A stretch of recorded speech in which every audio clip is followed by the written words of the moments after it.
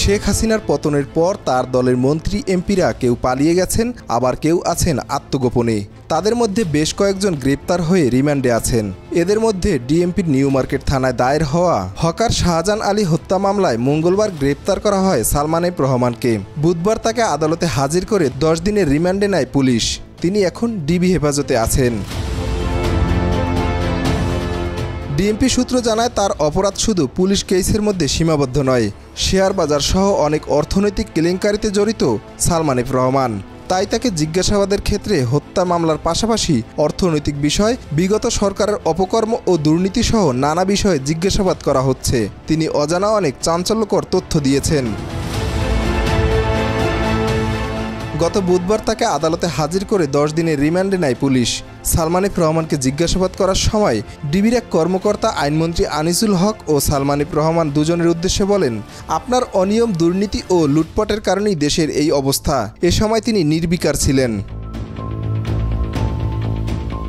গোয়েন্দা পুলিশের একটি সূত্র জানিয়েছে, সালমান এফ রহমান মানসিক ট্রমার মধ্যে রয়েছেন। তিনি বিশ্বাসই করতে চাচ্ছেন না যে এত তাড়াতাড়ি আওয়ামী লীগ সরকারের পতন হবে। জিজ্ঞাসাবাদে দেশে অনাকাঙ্ক্ষিত পরিস্থিতি তৈরির জন্য তিনি ও সাবেক আইনমন্ত্রী আনিসুল হক 2 মন্ত্রীকে দোষারোপ করেছেন। তারা হলেন সাবেক স্বরাষ্ট্রমন্ত্রী আসাদুজ্জামান খান কামাল ও আওয়ামী লীগের সাধারণ সম্পাদক, সাবেক সড়ক পরিবহন ও সেতুমন্ত্রী ওবায়দুল কাদের। জিজ্ঞাসাবাদে আনিসুল হক বলেন, দেশে ছাত্র আন্দোলন শুরু হওয়ার পর আমি একটি সমাধানের দিকে যাচ্ছিলাম, কিন্তু সাবেক স্বরাষ্ট্রমন্ত্রী আসাদুজ্জামান খান কামাল ও সাবেক সেতুমন্ত্রী ওবায়দুল কাদেরের কারণে সেটা সম্ভব হয়নি। আন্দোলন দমনে তারা খুবই অ্যাগ্রেসিভ ছিলেন। এছাড়া তৎকালীন প্রধানমন্ত্রী শেখ হাসিনাকেও বাস্তবতা বোঝানো যাচ্ছিল না। এ কারণে আন্দোলন এক পর্যায়ে নিয়ন্ত্রণের বাইরে চলে যায়।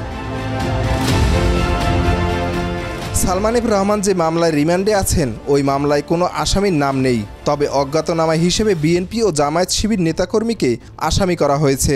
তাহলে কি সালমান এফ রহমান বিএনপি জামায়াত শিবিরের সঙ্গে সংশ্লিষ্ট? এমন প্রশ্নের জবাবে ডিএমপি কমিশনার মাইনুল হাসান গণমাধ্যমকে বলেন, মামলা হলো ফার্স্ট ইনফরমেশন রিপোর্ট। তদন্তের